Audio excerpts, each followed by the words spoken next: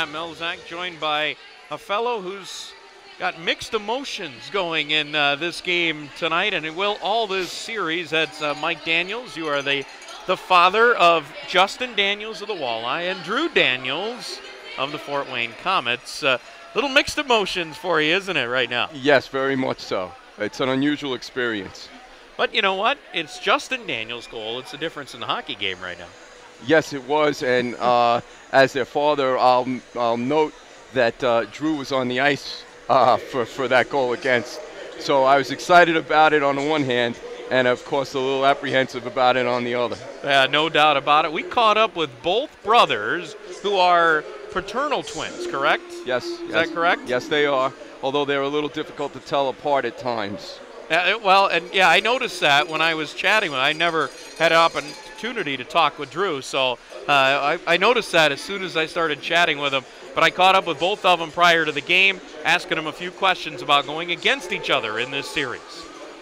Yeah, I mean, it's fun. We've played against each other a little bit in the regular season, but this is a horse of a different color, and yeah, it's really exciting. And to know that you could potentially get him for 7 games is really something to think about. But yeah, it's really exciting, and it's going to be fun. We've been battling with Toledo all year, kind of first and second for who's going to win the division. Obviously, they pulled ahead of us, and now match up against my brother. It's a little strange. We've been on the same team my whole life, but I'm just trying to approach it just like any other game, even though, my twin brother's going to be out there. You know what? Yeah, I will. I actually got a call from someone in Fort Wayne that was asking some questions just about our situation with the series, and I said, we really don't say too much to each other on the ice. There's probably a million things we could say to each other.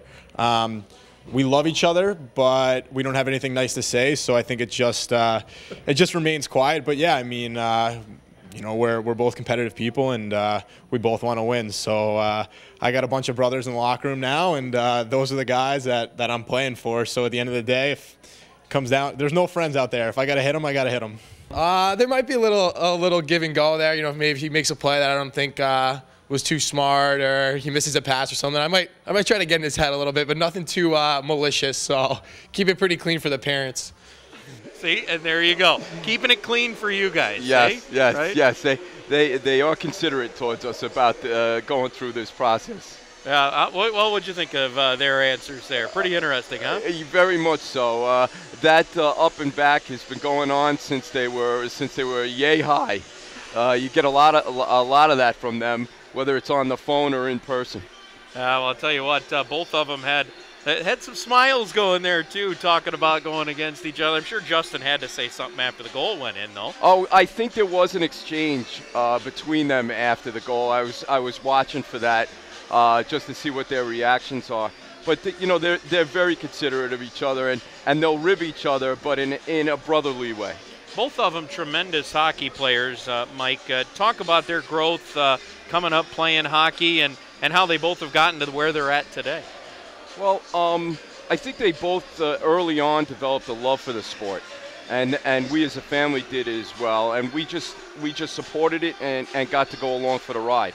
I think in their case, what I always found was that I think they were fortunate to be together in a sense that they always had somebody to practice with, and then they each elevated their games trying to, as they moved up through the years, just trying to keep up with each other.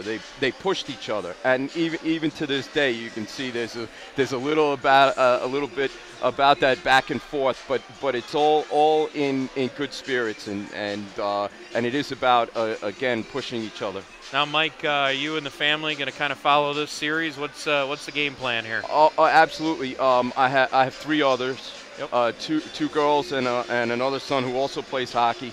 And when Toledo won the game on Wednesday night, yep. Late that night, I turned to my wife Dina, who lives this with us as well every minute, and we decided to pull the kids out of school for Friday and get them here so that they could be here and we could experience this as a family. It's going to be a lot of fun. It's going to be a little nervous for you here, you and the family kind of back and forth. Somebody's going to keep playing. Somebody's not at the end of this series, so it's going to be nervous for you over the course of it. Very much so, very much so.